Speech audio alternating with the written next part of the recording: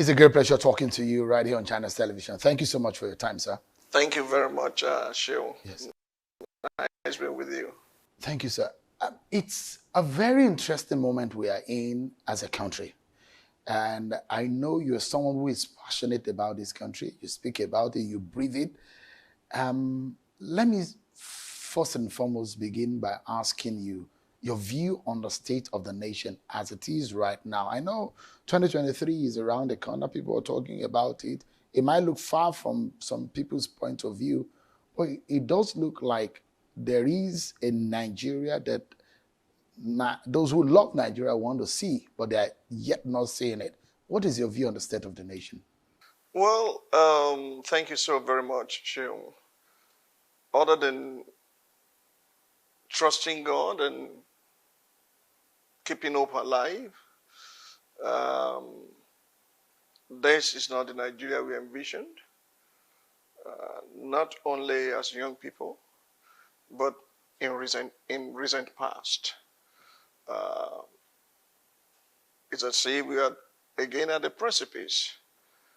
But Nigeria has a way of bouncing back. So we are full of hope that God Almighty will help us. But we're in a very perplexing situation as a nation. Many things that we didn't see before are happening now. And even the president himself said so.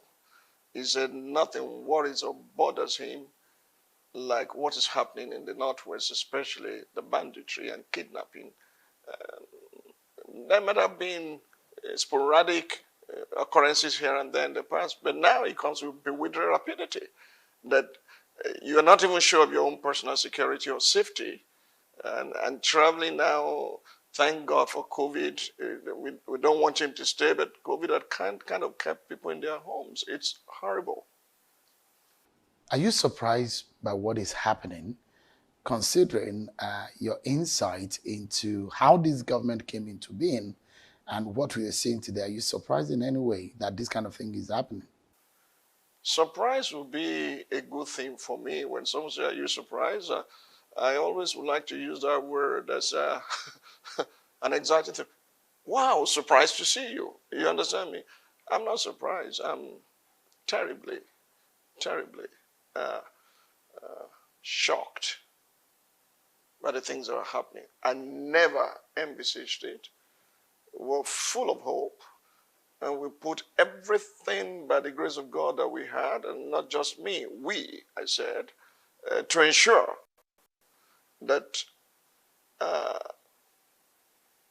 APC will win this election with a promise of change. Nigerians were very hopeful. I was. But you see, God alone knows tomorrow. And we can put our hands in his hands and ask him to help us out of our present dilemma.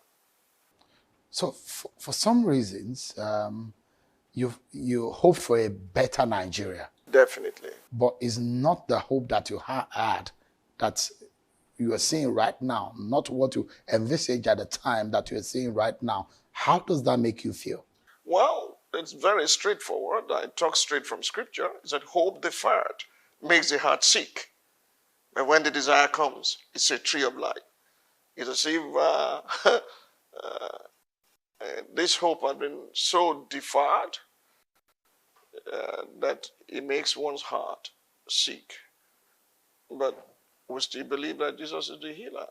And the nation also has a soul that has been traumatized and dented in so many ways. The psyche of this nation has been badly bruised by the occurrences all around us, east, west, north, and south of our country. And God forbid that will become a pariah nation again. You had a trust, and that's why you did what you did.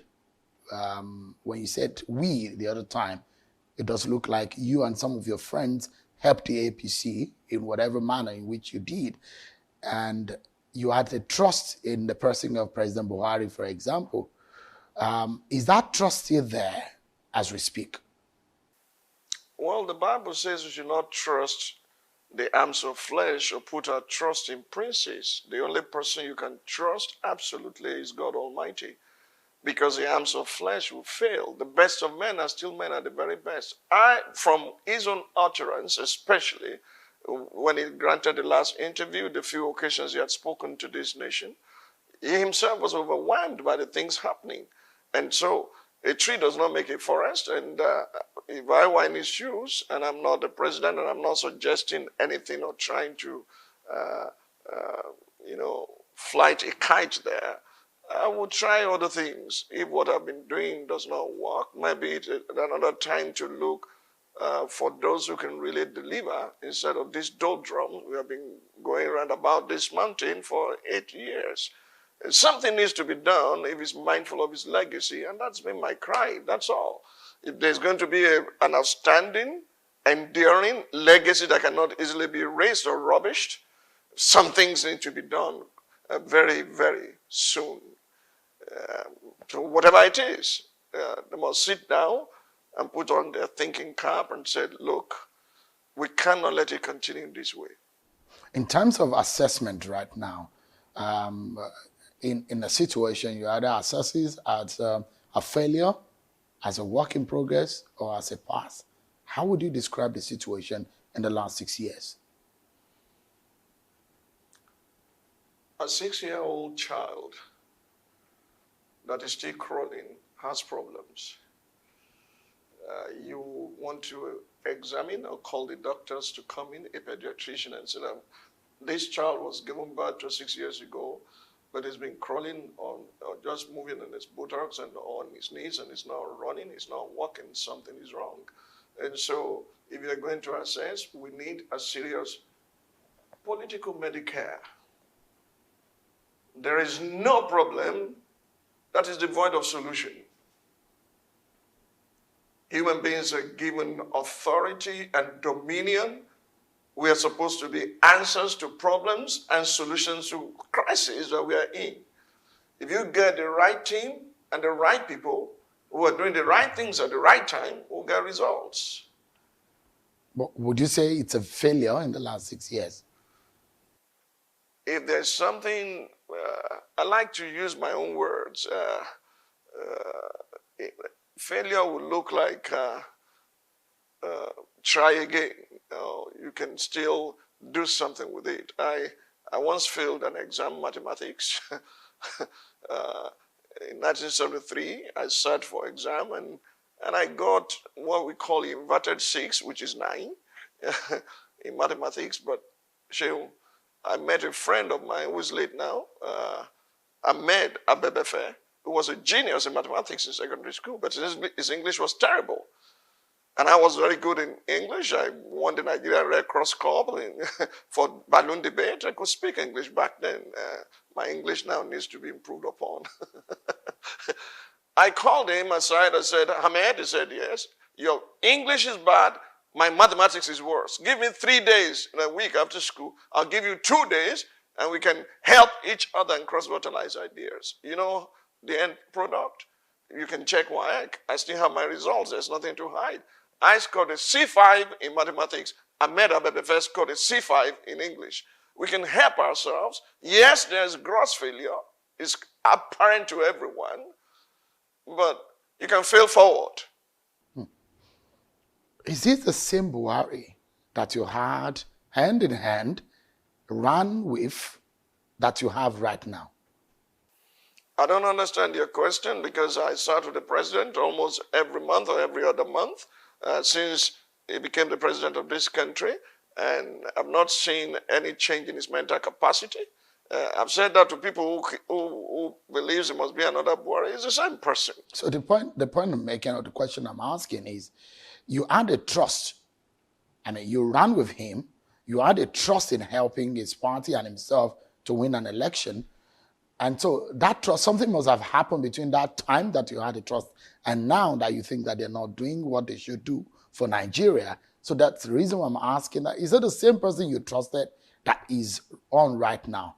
And I'm going to give a premise, because it does look like your relationship with him has fallen apart.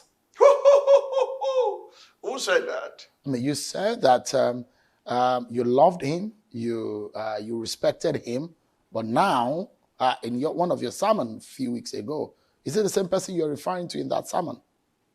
That's your own connotation of what I said. I said I'd served, I'd respected, I'd loved, but I will not keep quiet. Do you understand me? And let things fall apart. You do not sacrifice truth on the altar of friendship.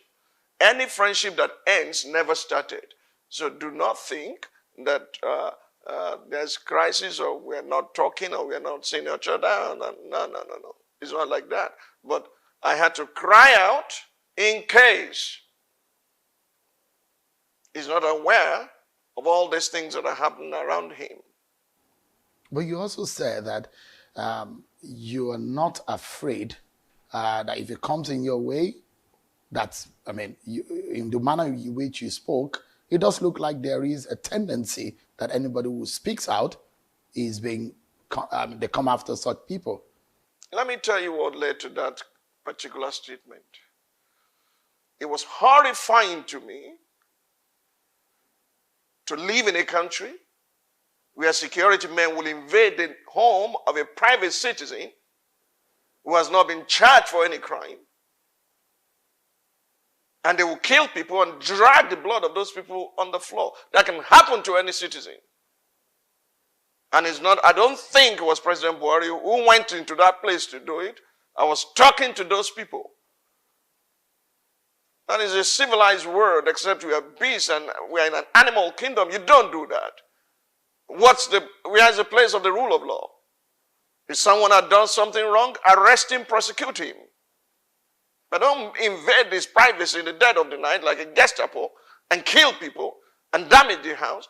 Look, I'm not in support of any secessionist move. We are better off together, but in a free and fair environment where citizens' rights are protected. Nobody's above the law. Respectfully, I would say not even the president of a nation is above the law. And if they have immunity today, how about tomorrow? How many presidents from Europe or elsewhere and Africa had ended up at the International Criminal Justice, International Court of whatever it is, ICJ? That was my concern. And those who could do that in the dead of the night can do it to any citizen. So I was addressing them directly. Not necessarily President Buhari. President Buhari did not go into the home of that person, did he? So, but your relationship with him is still intact. You are looking from outside. You are not seeing inside. Even if friends, best friends, disagree and fight between themselves, that does not bring an end to the friendship. I believe you are married and you have children. Have you disagreed with your wife? Did that lead to divorce? You can disagree in friendship. You agree to disagree. You disagree to agree. Is it possible that you have spoken to him afterwards? He traveled and he just came back. He traveled to the UK. I spoke on the 25th of July. The sermon you are talking about, he left on the 26th. And he came back on Friday. I just returned from Abuja on Friday. And if you want me to show you proof, I can show you invitation cards to his son's wedding. In all of this, because the sermon and the one that preceded the one you're talking about, it does look like you try to explain what you meant in the first sermon. And it looks like maybe you reviewed or you changed your mind. Just to be clear to Nigerians that maybe you have been approached or someone has spoken to you, is it that you still maintain what you said? The second sermon you're referring to, I just made clarification. Because one of the troubles that we have in this nation is social media. They'll take a snapshot, a little thing that you've said, they throw it out as if this is the whole thing. The essence of that message is simple. Let's put on our thinking cap, ladies and gentlemen. Solomon, the king of Israel, was warned twice by God not to go into idolatry. He went into idolatry. God took the kingdom away from him and gave to Jeroboam, his servant. took 10 tribes out of 12 and gave to Jeroboam and gave the household of David or the dynasty of David only 2 tribes, Benjamin and Judah. And now Jeroboam, who benefited from the blunders of Solomon, now is erecting idols for Israel to worship. So God took it away from Solomon because of idolatry and gave it to Jeroboam. And Jeroboam is perpetrating the same evil. What do you think that God of justice would do? So if the basis of saying we're tired of PDP is insecurity and corruption, and right before our eyes is getting worse, we need to cry out and say, wait a minute, we are not getting our acts together. That's all. I stand by that conviction. I meant every word of it, and I've said it in private before it became a public thing. All I was trying to say is, hey, wait a minute. Any friendship that ends never started. That does not mean, oh, go your way and go my way, we are in divorce court. No, but we must not sacrifice truth on the altar of friendship. A friend that flatters his friend is a mortal enemy. You spoke as far as you gave as much details as your conversation with him in the bedroom and what God told you. What is God telling you now? You want me to repeat everything that I said before? Do you have all the time? No, maybe the important part of about me. The question I'm asking. Look, President Buhari stood in public. I was his running mate. He wept and we wept and said, this is the last time I will offer myself for public service in this country. And we lost that election. And then God visited me in a powerful vision. And I realized it must still come back. So I went over to the UK and said, Mr. President, or Your Excellency, this is what the Lord had showed me. You need to come back. But we must put merger before election. I took 2 people with me. They are still alive. And he said, no. I'd given my word to the public that I will never offer myself again. I said, you are not King Herod, sir, who said, I'd spoken therefore John the Baptist's head must be severed, he must be beheaded. No, let us do the right thing first. If there's merger, we'll win this election. He said, I don't see how you can work out the merger. Go and work it out. And when it was too much, he said, okay, see what you can do. And we ran here and there, called those who could influence those who held political powers, especially in the Southwest, and were able to influence that change. It was my privilege to move the motion for the merger of OACN and CPC and ANPP at the Eagle Square. And after that, when 3-4 legacy parties came together, it was not reasonable for the same CPC to produce both the presidential candidate and the running mate. And I said, look, I'll be in the background and I'll be supporting every way and every manner I could. And God knows I'd given my best to this administration and to this nation. And I will continue to do so in the days to come because there's no other country I can call my own. Do we have the privilege today to hear what God has told you about the nearest future? Yes, you do. Can you give us an idea of an insight into what God has spoken? In the vision that I saw that led me to go and tell him, you are coming back. In that vision, we were in a vehicle. They call it Bole Kaja. It's not common. I've not seen it in a long time. Maybe they're still in the rural areas.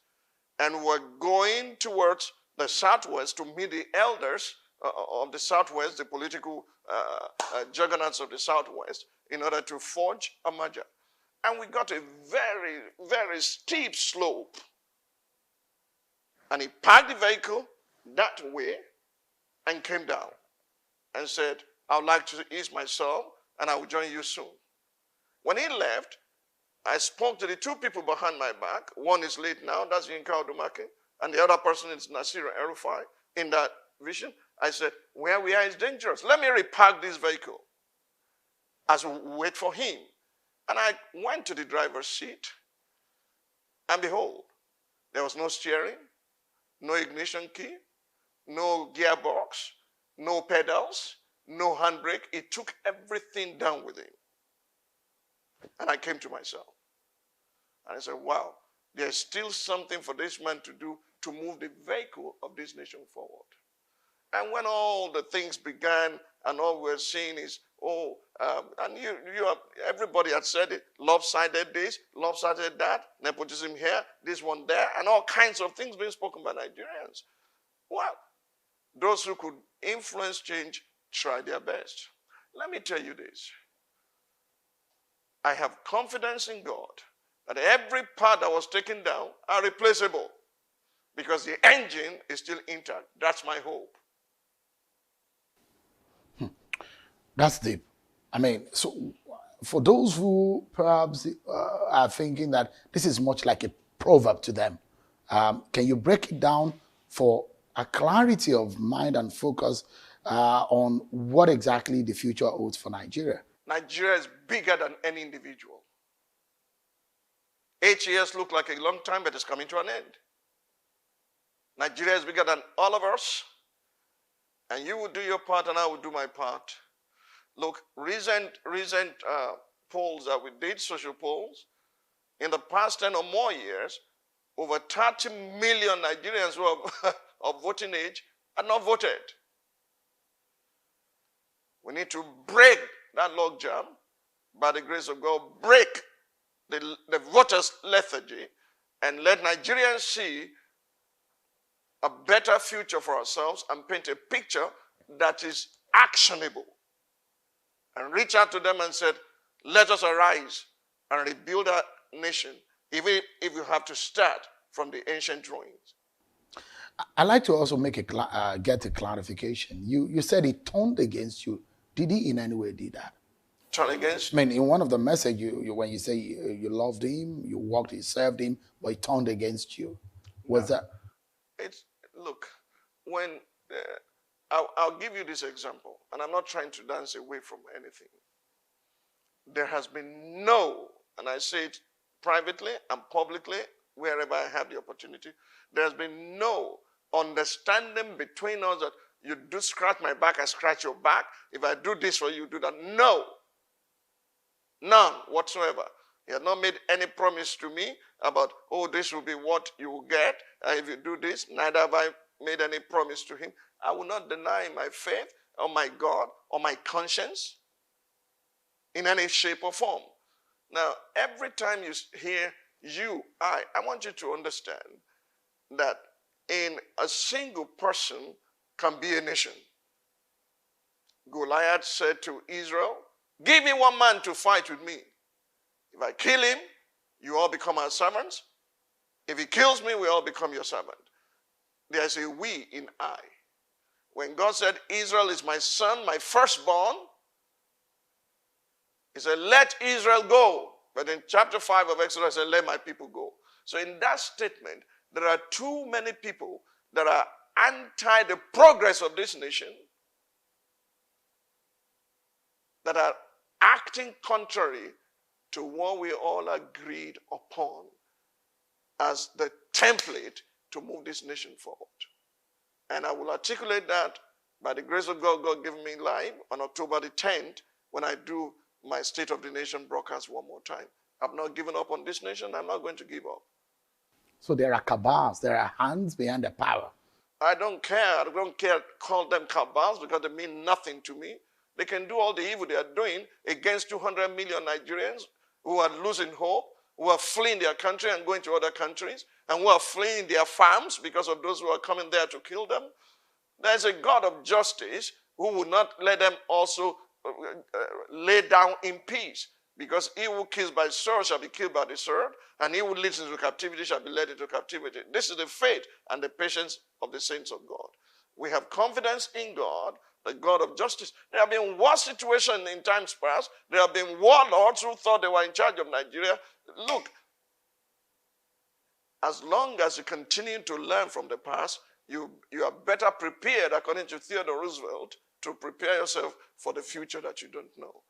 Those who do not learn from history ultimately will become history. You seem to be very irritated by the activities of these people whom I describe as cabal or the hands behind the power. Have you warned President Buhari about these sort of people whom you've described as much like they are around him? You just need one rotten apple to destroy a whole apple cart. It will be self-deceiving, even of Mr. President, to think that everyone around him is doing what is expected to do. People don't do what you expect. They do what you inspect. The bulk ends on his table. It stops there. Tomorrow, they are not going to blame anyone who did something wrong. They are going to say Buhari's administration. So what are you telling President Buhari today? Wake up and smell the coffee. You spoke about a new movement which you said you will lead. And what will that movement be called? There are two sides of the same coin. The first time I spoke about it, I said, Nigerians for Nigeria is an appeal to those who are in the diaspora to remember their country. Like the Psalm said, by the rivers of Babylon where we sat down, and there we wept when we remember Zion. And those who are in captivity, they said we should sing them the song of Zion. How shall we sing the song of the Lord in a strange land? And he said, if I forget you, Jerusalem, let my tongue cling to the upper roof of my mouth. I've gone to those in diaspora, in North America, in Australia, in Europe, to stir them up that Nigeria needs you. You have come here to learn what works. Let us begin to think about bringing it back home to fix our country, because don't expect the powers that be, the Western world, to fix Nigeria. It will take Nigerians to fix Nigeria. That's the first time I spoke about it. The second time, Nigeria for Nigerians is a different ball game. The profit of the land, Ecclesiastes chapter 5, verse 9, the profit of the land is for all, and even the king is served from the field. So we are talking about those in the diaspora and those at home to rise up and fix this nation for the benefit of generations that are losing hope now, and for the benefit of those who are yet to be born, because this is not the Nigeria that served us, that provided for us. This is not the Nigeria that look, but for Western, for free education in Western region, that began just a year after I was born in 1950. I think it started in 54. I was born in 55. I was born in 54. But for that free education, I probably would not have gone to school. And then free education prepared me. I had no money to go to secondary school. I was brought here to Lagos to learn carpentry. But my teacher in primary school, Mr. Samuel Adeoguni, he went to my mother and said, don't waste that boy's brain. Whatever you have to start to do, he must come back. And he engaged me with primary school living school certificate to begin to coach primary 4, and was giving me allowances. And I began to do all kinds of things. Spent 3 years saving money to go to secondary school. My classmates in primary 6 when we left school were in Form 4 when I got to Form 1. But I am what I am by the grace of God today because of education. And now we have ruined education, and all our own children are going abroad, and we are wasting a future. Look, where is the manpower? Where are the people? I watched an interview of UCOPers recently that they did not know the meaning of NYSC. They could not give the meaning. And I was just amazed at the level of deterioration that are taking place, because those who are in charge of our affairs do not place any premium on human capital. You can't continue this way. This movement you are talking about, it will be like Save Nigeria movement in like manner. No, it's totally different. I'm keeping my powder dry. We are not marching streets, and it's not against government, but the people of this country will rise, and they will demand what is theirs. We don't have to march the streets, but you see what will happen. We'll soon roll. When are you rolling out? I will let you know. Will this lead into a political party? It can lead to anything that will save Nigeria. It can lead to anything. We can use existing platforms. We can create our own. But a mighty army is about to rise from the valley of dry bones. If you have ever read Ezekiel 37, the hopeless are going to get up, and they're going to rise and demand for what is right. And God is going to look for the best of the north and the best of the south, according to Ezekiel 37, to come and steer the affairs of this nation. This boat must not sink. Would you be running for president? I'm a free citizen. I can run for anything. When that time comes, the whole world will know I'm a free citizen. Nothing stops me, nothing debars me. There's nothing that can say, oh, you can't run for this, you can't run for that. And I respect other people's right also to rise and run. Right now, that's not my immediate focus. My immediate focus is if there's no nation to preside over, so what are you running except you want to run out of the country? It's an act of service. I mean, that's what I believe it should be. Perhaps some politicians don't think in that regard that being in politics is an act of service. So the preparedness of mind is what I'm asking here. Whether or not Pastor Tunde Bakare might throw his hat in the ring in 2023. Is there a possibility of that? You can see my head that there's no heart there today to throw into any ring. I'm wearing my head straight and I'm focused on what I'm doing. But guess what? Whether as Pastor Tunde Bakare or as President Tunde Bakare, the initials will still remain PTB. That would be a very interesting one. And an easy switch, isn't it? but let's look at it now. And proffering solutions to the problems of this country. There's a lot of things that people have said to fix our economy. We need to diversify. I've had this conversation with you. But at this stage that we are in as a people, where do you see, what is the way out from your standpoint? The first thing we need to do is to heal the cracks. The fault lines are too many. This nation is so terribly divided. That's why you are having people talking about Oduduwa Republic, IPOB, and all kinds of things. Religion that should be worn like a private wristwatch is a common issue. I have friends across the length and breadth of this nation, east, west, north, and south. I have good friends who are Muslims, and we are bosom friends. I have Yorubas, I have Igbos, I was born in the south and raised in the north. I was a Muslim who became a Christian. And I know that elites use all these things. I don't want to call them ordinary Nigerians because they are citizens. There are Nigerians who really don't care about those things. And we need to reach those ones and give them hope before it's us against us. Instead of us coming together to build. We need to fix the cracks and the hurts and the pain in this nation. You can't force people to live together except you do things that appear fair to all. Do you understand me at all? This leader means business. And you need to engage and talk to people from time to time. You are a servant of the people, not their Lord. The office of the president is a chief servant of the nation. How would you describe the kind of person you think should be Nigeria's next president? One who loves this nation truly, and one who is not going in there for what he can eat, one who is not going there for just to corner resources or anything or positions for his own people, one who is going to look for the best of the north, the best of the south. Let those who have the wherewithal and who had proved it in their own private capacity, who have done something with their lives, let be the ones that will assemble and say, it's time to build. Like Nehemiah did. He assembled the nobles. He said, look, the walls are broken down. The gates are burnt. Let's rise and build. It will take such a person. He must love this country because anyone plunging into election in 2023 is just plunging his head like what they call omorogu in Yoruba land that you use to stir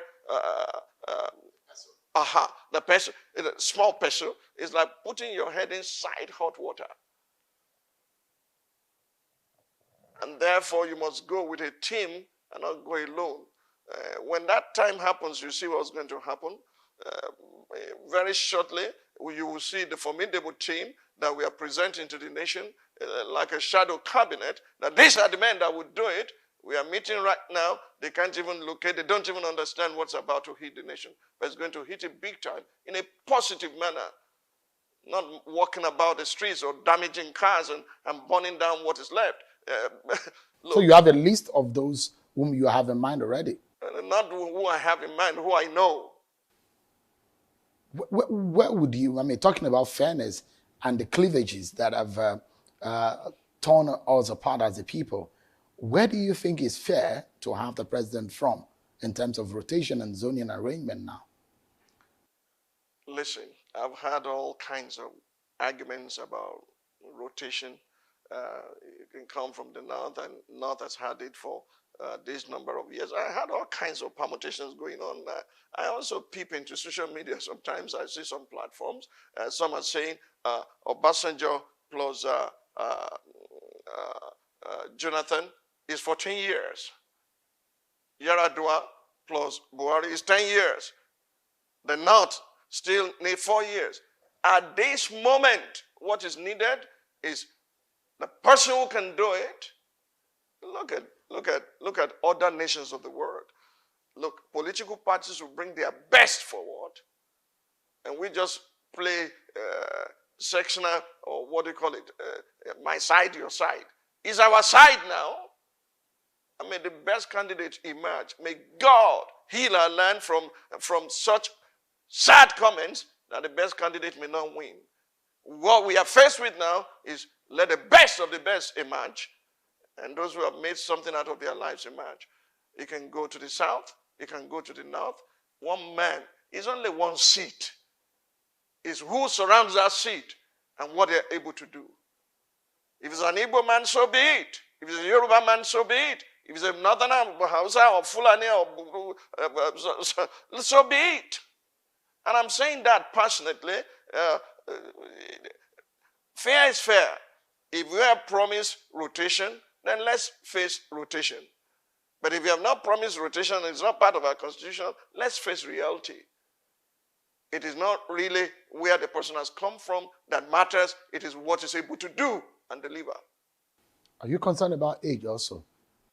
Well, age is a constant factor in this world because the law of diminishing returns will make you be sleeping when you are in chambers and be dozing.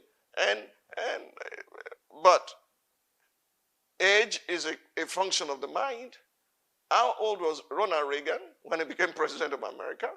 And how old is the current president in America? Age is there, but the systems, this institution, the people that support them will make their age turn into grace right before your eyes. If we get a young person in his 40s who could do what Obama did, why not? But in this world, and from scriptures, he said, I will pour my spirit upon all flesh. Your old men will dream dreams. Your young men will see visions. Dreams are insight. Visions are foresight. It takes the insight of the old into the foresight of the young to have stability. There's no bird that can fly with one wing. There's no man that can clap with one hand. So we need both our old because of experience and things they've heard, and we need our young. I mean, I'm not going to sit on the seat of serving overseer for the rest of my life. So in order to start disengaging myself from my church at pastor for about 33 years now, I've raised new leaders who will do better than I've done because there's a nation to build, and I'm preparing myself for that. So in conclusion now, then the kind of Nigeria that you see is the kind of Nigeria that some people are hoping that will be restructured. Do you still have that kind of thing? Was that on the kind of template that you agreed, for example, with President Buhari before he ran for office? In 2011, I sat with very brilliant minds for nights to carve out a manifesto for the CPC, Congress for Progressive Change. And almost everything that we had in that manifesto, you could find in APC manifesto also. What was the first thing in that manifesto? That Nigeria will be restructured around true federal system, number one. And number two, that the issue of state of origin will no longer be part of our vocabulary or part of our system of doing things in this country. It will be state of residence. That a Nigerian can live anywhere he chooses. Look, a lopsided federal system where the central government is all powerful and the state governments who are supposed to be federating units are so weak, it's not going to help anybody. We need strong center and strong states that will also remove their noose on the neck of local government, because that's where it's supposed to be happening. That's where the dividends of democracy need to be taking place. When we were young, you see, at the University of Lagos, Tunde Daniel, former governor of Ogun State, at 9, and a few others started what we call Diner Club. Diner Club became a youth wing for UPN. I was a student union leader. I contested for the presidency of the union in my university days. And we will go to Park Lane in Apapa to learn how the sage, Chief Obafemi Awolowo, how he was able to do what he did for Western region. If nothing had tampered with that, Western region was ahead of Singapore. And look at where we are today. All those things that were built have been destroyed. But another generation, a new breed without greed will arise. A radical opposition to corruption, men and women who hate corruption with passion and who choose to win by righteousness, by fair play, by equity and justice will rise and rebuild the ancient ruins. Look, I believe this passionately, and there's a meeting of the mind and a consensus ad idem that is going on now amongst people in the north, in the south, in the east, and the west of this country, and we will hit this country like a bank. God helping us. You believe that one person can drive that change? One sincere and truthful person. That is believed by the team. Listen, the captain is just to get the cup when you play football. They call the captain to have the cup if that team wins. But does it mean he's the only one that made it happen? No. The cup belongs to the team. And he can Idagboshe is what they say. A tree does not make a forest. But there must be meeting of minds. For two cannot work together except they agree. You cannot be driving forward and somebody else is pulling it backwards. No. There must be agreement on what is to be done, and you must tell Nigerians to hold you accountable with timelines of deliverables. On a final note, do you see in all of the people that you have, the kind of qualities that you have described, and the kind of team that you think you are working together with, that you said you're going to build a shadow kind of cabinet, is there anyone in this present government that fits the bill or that in the picture? A few of them. And you're working with them? All by the grace of God. They are not necessarily at the center, but there are a few of them. A few also are in the center, and some are in the states. So I can still call you a very good friend to President Muhammadu Buhari. By the grace of God, from my side to his side. But you don't know what it is from his side to your side. It doesn't harbor malice. He's a very straightforward, simple person. And if we disagree, we will agree again. It's happened before, and it will happen again. You think he means well for this country? I think so, but he's found himself in overwhelming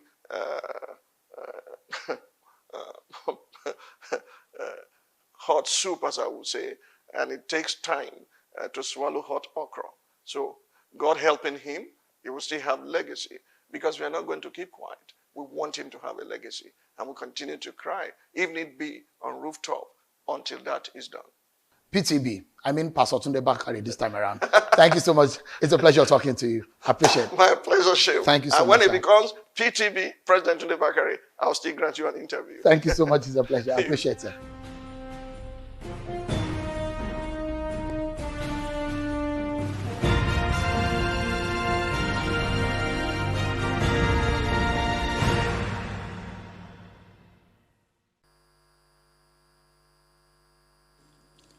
This is Channels Television.